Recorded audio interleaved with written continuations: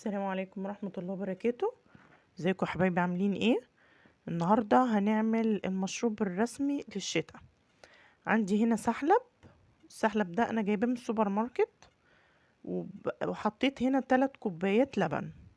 على كل كوباية لبن عليه معلقة سحلب.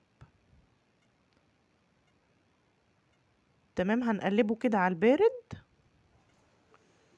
تمام، بنقلبه كده على البارد، وهنحط على كل كوباية من اللبن معلقة سكر، او حسب الرغبة.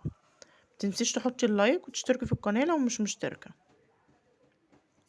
هنا حطيت 3 معالق سكر على كل كوباية معلقة، عايزة تزودي براحتك.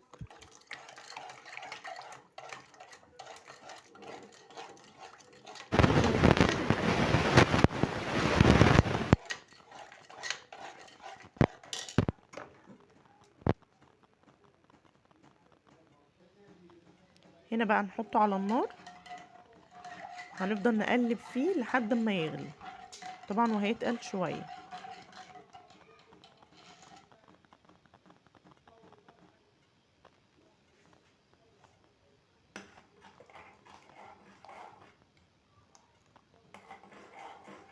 لازم ايدك تكون فيه على طول، تقليب على طول مستمر لحد ما يتقل شوية وهيغلي وخلاص على كده.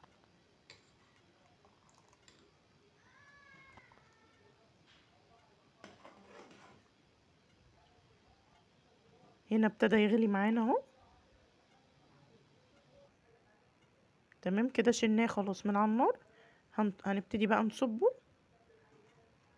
ده القوام يا جماعة المظبوط، ولا تقيل قوي ولا خفيف قوي. عايزة تقلي شوية هتزودي السحلب.